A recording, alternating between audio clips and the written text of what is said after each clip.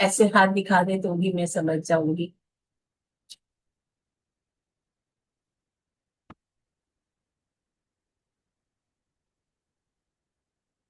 मित्रा जी तो पढ़ते ही है बहुत अच्छा। कोई और?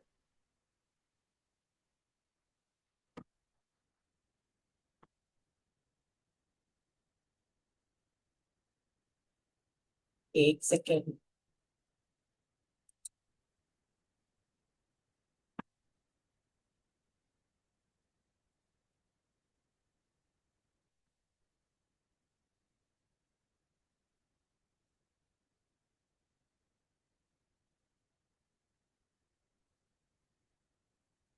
आज यहाँ से शुरू होगा अन्नमया।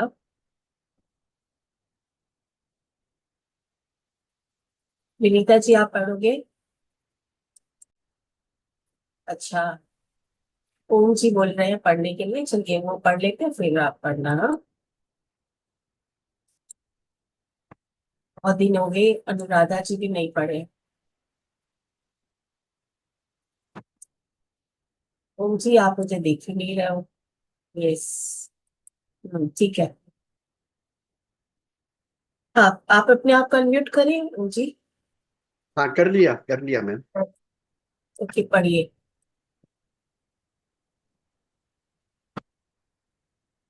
सभी मास्टर्स को आत्मवंदन। अन्नमया। अन्नमया महान योगी और ज्ञानी है। उन्हें अनेकानेक आत्मानुभव हुए। फलस्वरूप आत्मानंद भी खूब मिला। ध्यान व ज्ञान के विषयों को उन्होंने अद्भुत रीति से समझाया। उनके अनुसार योगियों की सांस में ही भगवान रहते हैं। योगींद्र बनने के लिए सांस पर अवश्य ध्यान देना चाहिए। चित्त को अंतर्मुख करना चाहिए। अन्नमया जी ने स्पष्ट कहा है कि सब हमारे भीतर ही है। आध्यात्मिकता में उन्नति पाने के लिए थोड़ा विरागी बनना है। 24 घंटों में कम से कम 2-3 घंटे भौतिक विषयों को अवश्य भूलना है, क्योंकि केवल ब्रह्म जगत के ज्ञान को बाह्य बाह्य प्रधानता देने से बाह्य जगत के ज्ञान को प्रधानता देने से प्रधानता आत्मज्ञान। देने से आत्मज्ञान नहीं मिलता। हम्म, ऐसे आत्मज्ञानी और ब्रह्मज्ञानी अन्यमया ने कहा कि समस्त लोगों के लिए इस भूलोक से ही होकर रास्ता जाता है। एक इसलिए सेकंड बस यही किसी पे भी। था, अभी अच्छा, नहीं। ठीक, ओके। हाँ तो अन्यमया अब हम इस पूरे जो मैं कहूँ कि जो पथरी सर ने अभी बहुत सारे यहाँ पर मास्टर्स के बारे में हमें हर एक मास्टर्स को बता रहे हैं। तो यहाँ पर अन्नमया एक महान योगी थे, ज्ञानी थे, और उन्हें आत्मा का अनुभव था, जो आत्मज्ञान था वो उनके पास भरपूर था। और वो ध्यान और ज्ञान के विषयों को बहुत अद्भुत तरीके से समझाते थे। वो कहते थे जैसे कि आज हम लोगों ने भी ध्यान में अपनी सांसों के साथ जुड़ करके उस गहराई को अनुभव किया कि जब हम भगवान के साथ जुड़ जाते हैं,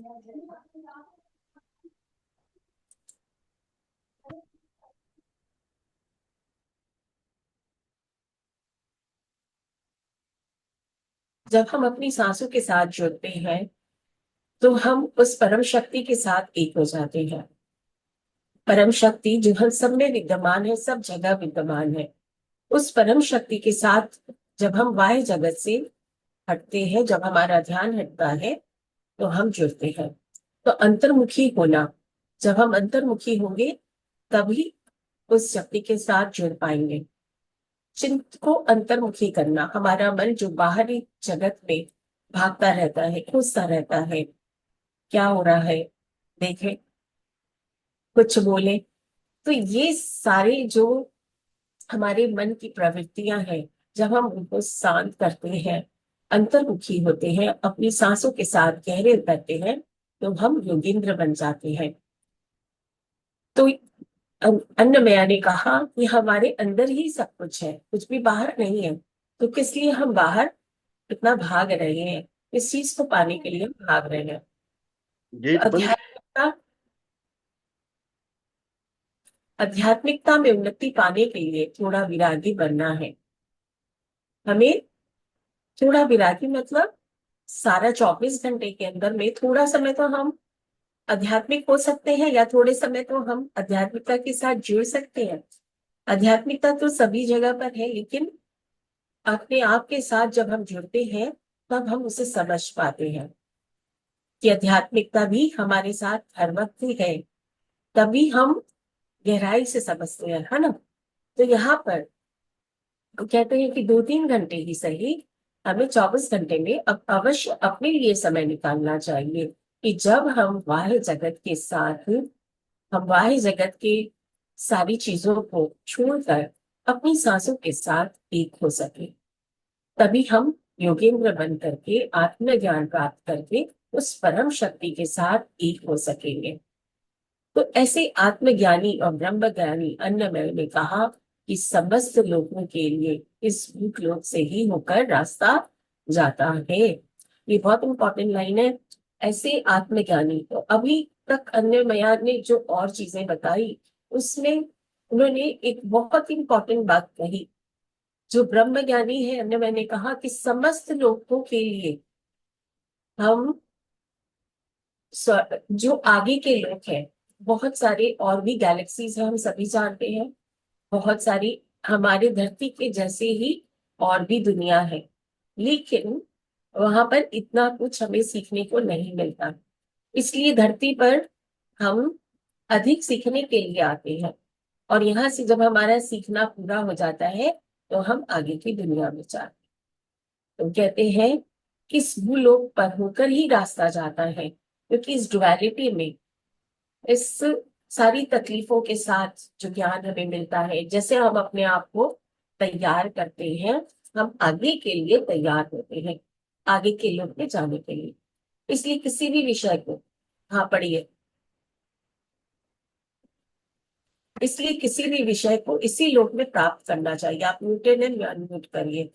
इसलिए धरती पर जो ये हमें मौका मिला है आने का, इस मौके को हमें बर्बाद नहीं करना है।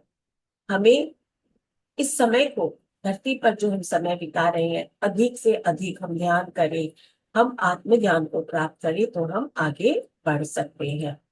आप अनम्यूट नहीं हो पा रहे क्या? हाँ ठीक है। ठीक। अभी आवाज आ रही है ना? हाँ, ये बोलिए। व्यर्थ जब व पूजा का उन्होंने तिरस्कार किया। ऐसे आध्यात्मिक विज्ञानी अन्नमया ने यह रहस्य भी हमारे सामने खोला कि परतंत्रता भाव के कारण ही मनुष्य दुख, परेशानी और जन्म मरण का अनुभव करता है। हम स्वयं भगवान हैं, फिर जप और तप किस लिए करना है? अन्नमया जी ने भगवान बालाजी के मार्ग का अनुसरण किया। यही पिरामिड ध्यानियों का भी लक्ष्य है। तभी हमें परिपक्वता मिलेगी, योग से योगिता और ध्यान से धन्यता। हम्म। तो व्यर्थ का, हमें जो हम जब पूजा में अपना समय बर्बाद कर रहे हैं, उसे नहीं करना है, इनका कहना ये था। क्योंकि आत्मज्ञान के लिए जप और तप रास्ता नहीं है। आत्मज्ञान के लिए ध्यान और आत्मज्ञान, बुद्धि को अपने बढ़ाना, वो हमारा रास्ता है। ठीक है ना। तो ऐसे आध्यात्मिक विज्ञानी अन्य, मैंने जो साइंटिफिकली अध्यात्म को बता रहे हैं कि रहस्य, वो कहते हैं कि परतंत्रता भाव के कारण ही मनुष्य, परतंत्रता क्या, तुम ही मुझे देने वाले हो, तुम ही मुझे देते हो, तुम ही मेरे लिए भगवान, जो कि वह सर्वशक्तिमान, तुम ही बस वो करते हो। लेकिन हमारा कोई, अगर हमारा कर्म कुछ ऐसा नहीं है कि हम अपनी अपनी वाइब्रेशन को बढ़ाएं, अपने अपनी शक्ति को हम अगर जागृत नहीं करते हैं तो कुछ भी कोई नहीं कर सकता, कोई कुछ नहीं कर सकता। हमें अपनी मेहनत अपने खुद से करनी है, और ये तभी हम करते हैं तो हमें कुछ प्राप्त होता है, तभी हम आध्यात्मिकता में आगे बढ़ पाते हैं। तो यही बात उन्होंने बताई कि इस वजह से ही हम परतंत्रता में, कि भगवान मुझे ये दे दो, भगवान मुझे ये दे दो, भगवान मुझे वो कर दो।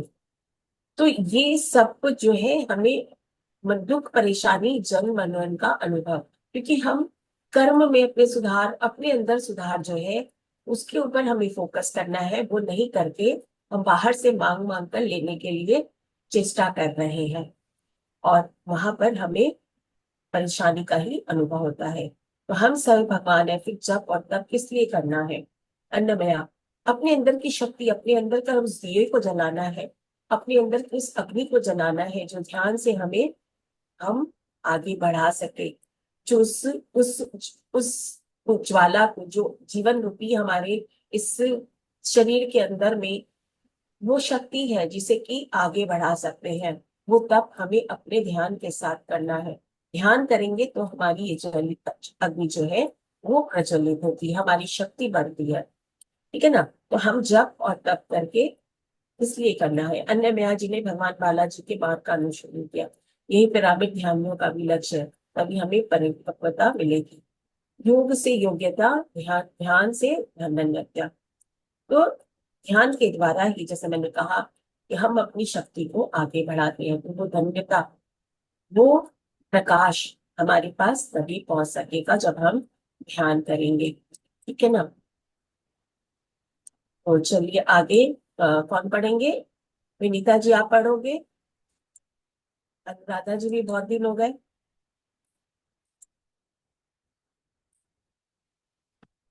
1 मिनट, आप म्यूटेड हो, अनम्यूट करिए। अनुराधा जी पढ़ेंगी हैं यहाँ? है तो सही अनुराधा जी अभी, अभी लेकिन आप करो, कोई बात नहीं है। आदर्श योगी शिरडी के साईं। 20वीं शताब्दी में दक्षिण भारत में शिरडी के साईं का खूब प्रचार हुआ। महाराष्ट्र के एक छोटे से गांव में सच्ची आध्यात्मिकता को लेकर जन्मे साईं ने प्रमाणित कर दिया कि वे परम योगी हैं। इस भौतिक दुनिया में अपने जीवन काल के दौरान और उसके बाद भी सबकी सहायता कर रहे हैं साईं। परंतु ऐसी महान शक्ति को उन्होंने कैसे प्राप्त किया? वे परमात्मा कैसे बन गए?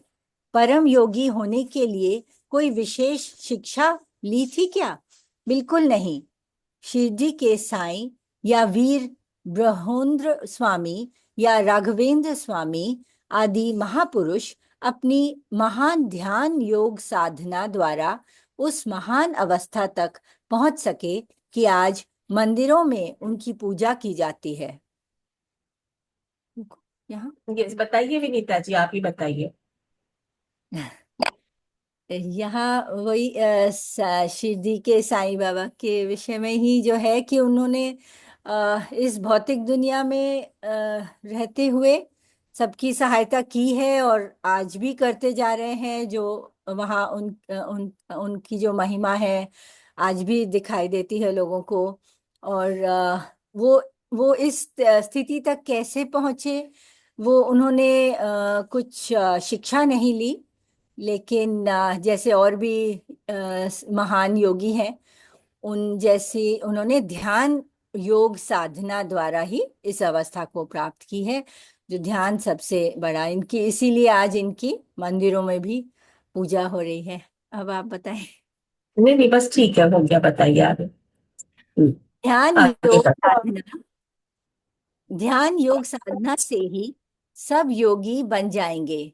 योगी ही योग्य है, ध्यानी ही धन्य है। ये दोनों चाहते हैं कि सभी योगी बने। शिरडी के साईं तथा अन्य योगी भी हमसे यही चाहते हैं। इसलिए हमें भी योगी बनकर स्वयं ध्यान करके उनके प्रति अपने आदर भाव का दिखाना है, परंतु अपनी इच्छाओं को उनके सामने रखकर उन्हें परेशान नहीं करना है। यह नहीं कहना कि हे साईं, मुझे पुत्र दीजिए, नौकरी दिलाइए, मेरा ऋण चुकाइए आदि। उन्हें परेशान न करके पाप कर्म त्याग कर योगी बनना है। तो यहाँ पर क्या कहते हैं, अभी हमने सत्य साईं के बारे में कि भाई वो कुछ ऐसी बहुत उन्होंने कुछ नहीं की पढ़ाई की है या बहुत बड़े कैसे कोई घर में जन्म लिया, ऐसा कुछ नहीं था। उन्होंने सिंपल साधना के द्वारा आत्म तत्व को पाया और परम ज्ञान को किया कि वो आज आज वो खुद पूजे जाते हैं, लोगों के लिए वो आदर्श है। लोग उनकी पूजा क्यों करते हैं, हम राम कृष्ण या इन सब की पूजा क्यों करना चाहते हैं। देखिए, किसी को आदर देना उसमें कोई बात खराब नहीं है, लेकिन यहाँ पर पूजा के लिए जब भी पत्री जी ने कहा है कि पूजा तब ये सब क्या कर रहे हो, लेकिन उनसे क्या सीखना है, ये बहुत जरूरी बात है। तो यहाँ पर क्या कहा, ध्यान योग साधना से सब योगी बन जाएंगे। योगी ही योग्य है, ध्यानी ही धन्य है। तो बिना ध्यान के हम कैसे ध्यानी बनेंगे। तो ध्यान जो है वो हमें योगेश्वर बना देता है, हमें ध्यान से जुड़ना है। तो सभी कोई, सारे मास्टर्स जिन्होंने आत्मज्ञान को प्राप्त किया, यहाँ पर कोई भी है जो ये चाहता हो कि सारे लोग आत्मज्ञान को प्राप्त न करें।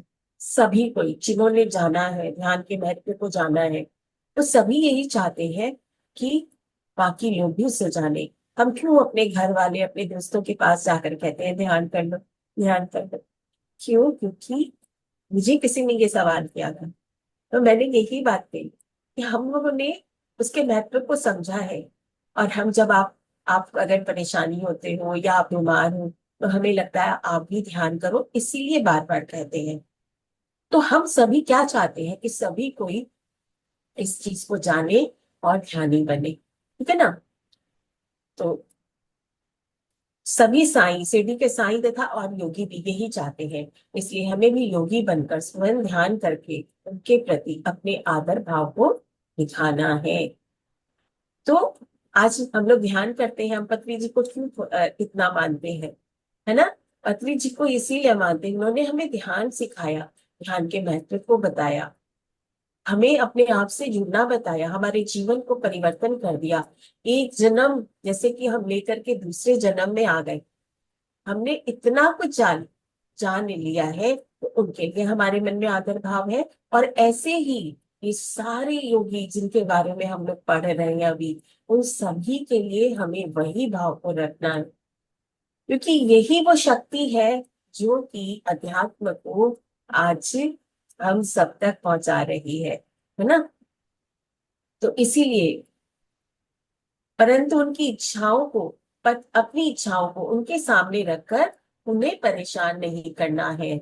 आज मेरा ये हो जाए, आज मेरा हो जाए, आज ऐसा हो जाए, वैसा हो जाए, इस तरह से हमें प्रार्थना नहीं करनी है ना। हम जब उन्हें प्रार्थना करते हैं, तो आज देखिए, आपके बच्चे आकर के अगर हमें कुछ कहते हैं कि हमें ये चाहिए या हमें ये हो रहा है, हमें तकलीफ होती है कि नहीं होती है। जो बड़े हैं उन्हें तकलीफ होती है, और जिनके पास जाकर के हम इस तरह से अपने कष्टों को कहते हैं, तो उन्हें भी तकलीफ होती है। तो हम जब भी इन चीजों को हम जाकर कहते हैं, तो यही बात याद रखें। आज हम जाकर के अपने पेरेंट्स से, जल्दी से जो बड़े हो जाते हैं ना, वो जाकर के पेरेंट्स से अपने तकलीफ को कहते नहीं है। क्यों? क्योंकि उन्हें तकलीफ होगी, उन्हें दुख होगा। वही बात यहाँ पर कहते हैं कि जब हम भी जाकर के भगवान से ये कहते हैं हमें ये चाहिए, हमें ये कष्ट है, उसे भी तकलीफ होती है। आज ग्रुप में ही, आजादी वाले ग्रुप में कुछ एक मैसेज था, उसे पढ़िएगा। मैंने पूरा नहीं पढ़ा था, लेकिन आधा जितना पढ़ा था, तो उसमें मुझे यही बात समझ में आई, ठीक है ना। तो उसके बाद में यह नहीं कहना है कि साईं मुझे पुत्र दीजिए, नौकरी दीजिए, मेरा ऋण चुकाइए, उन्हें परेशान न करके पाप कर्म त्याग कर योगी बनना चाहिए। तो हमें क्या करना है, अपने कष्टों से छुटकारा पाने के लिए हम सभी जानते हैं, अपने कर्मों के ऊपर हमें ध्यान देना है, अपने ऊपर ध्यान देना है। हम जा करके प्रार्थना करेंगे तो हमारे कर्म बदल जाएंगे? नहीं, कर्मों का फल हम जानते हैं, हमें भोगना पड़ता है, जैसे हम कर्म करते हैं वो भोगना पड़ता है। तो इससे बेहतर ये है कि अपने अंदर में सुधार लाए, अपने अंदर में हम परिवर्तन लाए, जिससे कि हमारे कर्मों का जो दोष है वो खत्म हो जाए और हम इन सब चीजों से मुक्त हो जाए। और ध्यान जो है वो सबसे ज्यादा हमें मदद करता है अपने कर्मों से मुक्त होने में, क्योंकि ध्यान के साथ साथ हमारे पास ज्ञान भी आता है ना। चलिए पढ़िए। अष्ट सिद्धियों को हस्तगत करने वाले सिद्ध हैं श्री साईं। हमें भी उन्हीं की तरह योगी बनना है।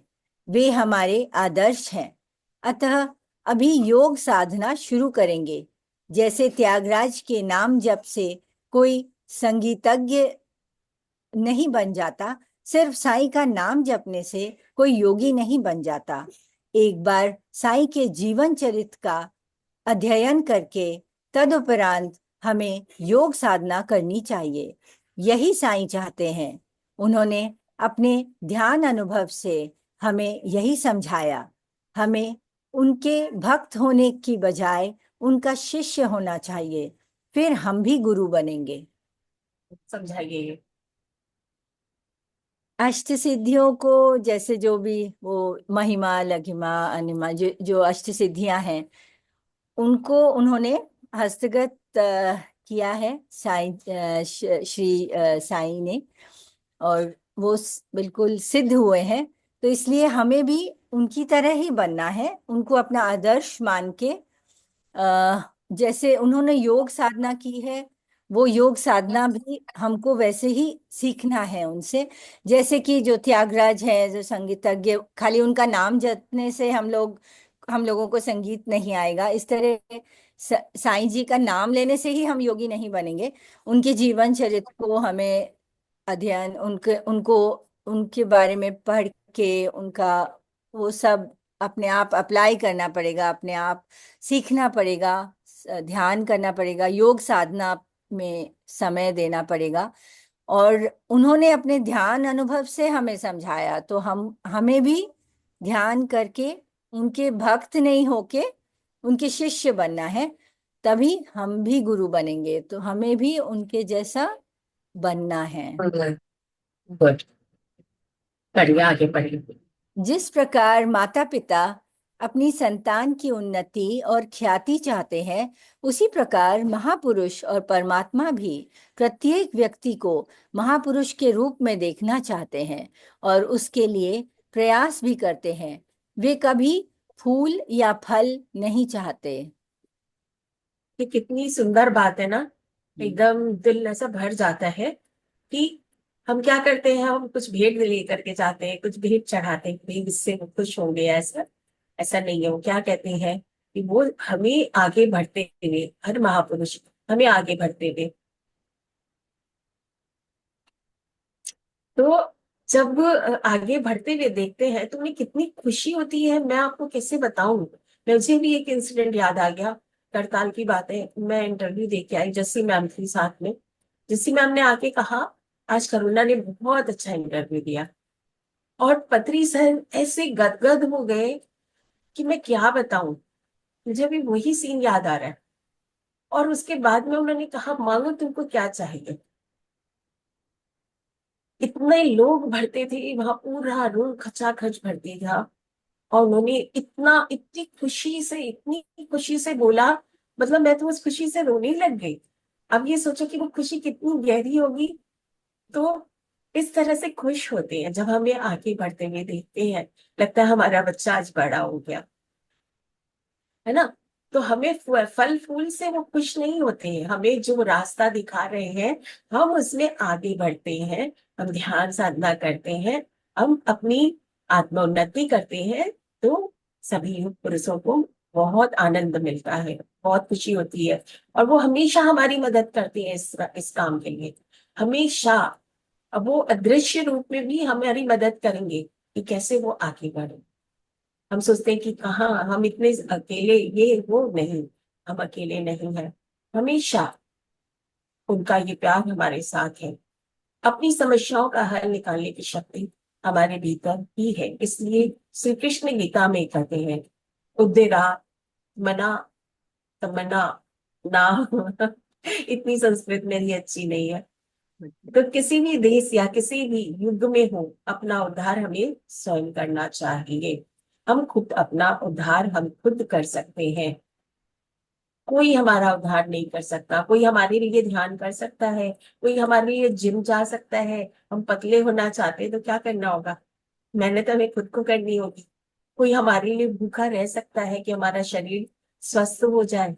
नहीं, वो सब कुछ हमें खुद को करना होगा। उसी तरह हमें ध्यान खुद करना होगा, तभी उसका फल हम प्राप्त कर सकते हैं, तभी हमारा उद्धार हो सकता है ना। तो साईं का कहना एक बात है और हमारा उसे अपने जीवन में उतार लेना दूसरी बात है। इसलिए हम ऐसा कर पाए तो हमारी स्थिति बदल जाएगी। हम सुनते हैं, सब सुनते हैं, लेकिन जीवन में हम जितना उतारते हैं उतना ही हमारे काम का होता है। सुनने के लिए हम 10 बातें सुन लेंगे, लेकिन उसमें से अगर एक बात भी हमने अपने जीवन में उतार ली, हमारा उद्धार हो जाएगा। यदि हम ऐसा कर पाए तो हमारी स्थिति बदल जाएगी। कब क्या बात कैसे हमारे सामने में आती है, और अगर हमें वो याद भी रह जाती है, मे बी उसको एक्सपीरियंस नहीं करें, हम सोच रहे हैं ये बात मेरे सामने कैसे आई, लेकिन आप देखेंगे कि जब वो परिस्थिति आती है, वही बात आपको वहां से बाहर निकाल कर आसानी से ले आती है। तो हम अपने जीवन में क्या उतारते हैं वो बहुत महत्वपूर्ण है। अब से हम ध्यान करेंगे तो हमें क्या करना है? एक बात तो सबसे जरूरी है, वो उतार लेना है कि ध्यान करना है। अधिक से अधिक ध्यान करेंगे। ध्यान अर्थात नाम जप नहीं, श्वास पर ध्यान देंगे। आनापानसति द्वारा दिव्य चक्षु को उत्तेजित करेंगे। फलस्वरूप ज्ञान चक्षु की परिपक्वता आ जाएगी। ध्यान से क्या होता है? ध्यान से उच्च अवस्था क्या है? समाधि की अवस्था। और समाधि की अवस्था में हमें क्या होता है? दिव्य चक्षु। दिव्य चक्षु, ज्ञान चक्षु ओके। हमें प्राप्त होते हैं, है ना। पत्री जी क्या कहते थे? मेरे पास तीसरी आंख नहीं है। उनके पास में चौथी आंख थी, ज्ञान चक्षु, दिव्य चक्षु, है ना। तो जब हम ध्यान करते हैं, गहरे उतरते हैं और गहरे जाते हैं, तो फिर हम ज्ञान चक्षु के साथ में जुड़ जाते हैं। ठीक,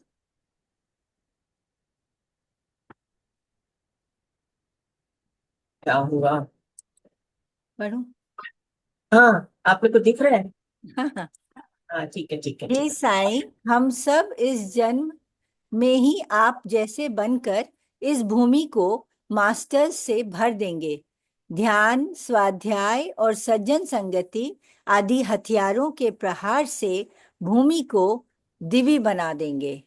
अखंड योगी है शिरडी साईं।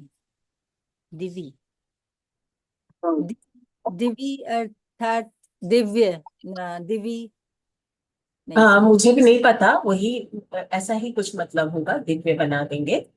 हाँ, तो यहाँ पर पत्री जी जो है वो जैसे कि ये कमिटमेंट कर रहे हैं सत्य साई से कि हम सब इस जन्म में ही आप जैसे बनकर इस भूमि को मास्टर से भर देंगे, और उन्होंने वैसा ही किया, है ना। तो ध्यान उनका हर समय पे, हर मिनट में यही एक एक संकल्प था, हर सेकेंड। आप सोचो कि वो एक जगह रात को पहुंचते, सुबह क्लास लेते, फिर चलते, सब खत्म हो जाता, फिर रात को पहुंचते, दूसरी जगह चल जाते। ऐसा तो उनकी लाइफ में कंटिन्यूअसली चलते रहा, हर समय। क्यों? क्यों इतना भाग रहे थे?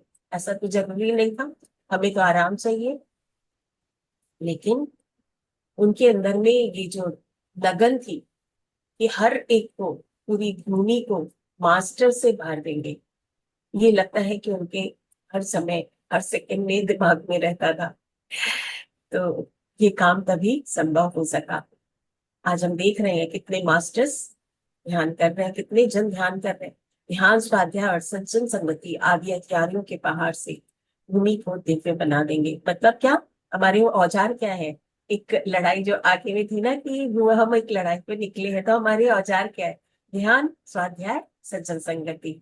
इन तीनों के साथ हम निकल पड़े हैं अपनी इस यात्रा में, और सबको सिखाते हुए अपने हथियारों के प्रहार से इस भूमि को इतना दिव्य हम बना देंगे। अखंड योगी है शिरडी साईं। तो इस तरह से पत्री जी ने शिरडी साईं के बारे में हमें बताया। ओके, तो अपना समय हो गया है आज की इस यात्रा के लिए। किसी को कुछ बोलना है तो आप लोग बोल सकते हैं, कुछ पूछना है पूछ सकते हैं। बहुत सिंपल ही था, बहुत सिंपल तरीके से पत्री जी ने बताया हर बात को। इसमें मैम दिव्य ऐसे मीनिंग में लिखा है प्रखंड, मतलब जो एक भूमि का जो खंड है, मतलब और विशाल, शायद ऐसा भी मीनिंग हो सकता हाँ, वही हो गया दिव्य बनाना है। जो आप कह रहे थे, वही हो गया। हम्म। कि एक बोलते हैं ना, स्वर्ण, जैसे एक कि भारत जैसे आप कहते हैं। तो यहाँ सिर्फ भारत की बात नहीं है, भूमि पूरी धरती को ही धरती को ही। ध्यान ध्यान के रूप, ध्यानियों से भर देंगे पूरी धरती को, है ना। हम्म। तो पूरे सभी के लिए है ये कि हम दिव्य बना देंगे, तभी तो उन्नति होगी। तभी तो हमारी धरती में लोग जो है वो उन्नत मानसिकता के साथ रहेंगे, है ना। और ये थोड़ा पूछना चाहूंगी कि आपने क्या मांगा जब तक नहीं कहा। मैं उस समय किसी चीजों को लेकर के थोड़ा थी, परेशान थी। तो सबसे पहले अपने लोगों को वही याद आता है। तो मैंने कहा कि मुझे श्रद्धा चाहिए, विश्वास चाहिए। और मैं बहुत जल्दी अपनी सारी परेशानियों से निकल गई। मतलब कुछ चीजें ऐसी थी जो कि अध्यात्म से ही था, लेकिन मैं उन सब चीजों से बाहर आ गई बहुत आसानी से। तो मेरे लिए वो मामला भी बहुत अच्छा रहा। हालांकि मैं उस दिन, अभी समझ में आता है कि मैं उस दिन और भी कुछ मांग सकती थी, बट उस समय कुछ और ध्यान ही नहीं आया। जो चीज बस ध्यान आई वही मैंने कह दिया। ये तो बहुत बड़ी चीज मांग ली वैसे आपने। बहुत बहुत अच्छा। हाँ, तो पत्नी जी ने क्या जवाब दिया, बोले अगर नहीं होता तो तुम यहाँ नहीं होते। मतलब वो, उन्होंने जैसे कि खुद से समझ लिया मैं क्या चाहती थी, मैं क्या, मैंने तो कुछ कहा नहीं कि मैं किस चीज के लिए बोल रही हूँ, लेकिन उन्होंने समझ लिया। बोले अगर वो नहीं होता तो तुम यहाँ नहीं होते।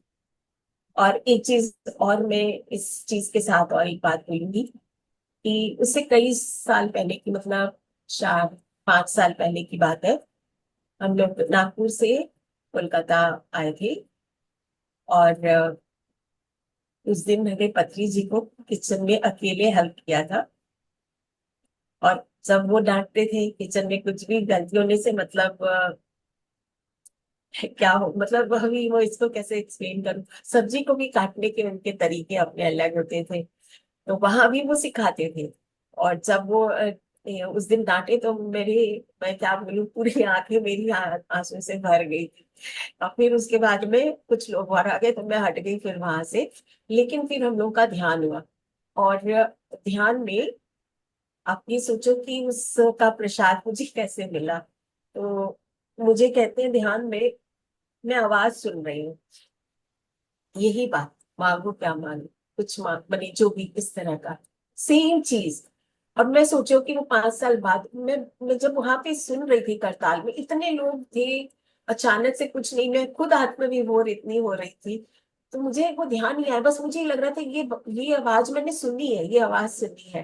बाद में मुझे ध्यान आया, अरे 5 साल पहले वो मेडिटेशन में मुझसे यही सेम बात बोल रहे थे, सेम बात उन्होंने वहां पर बोली थी। और वहां भी मैंने मांगा था।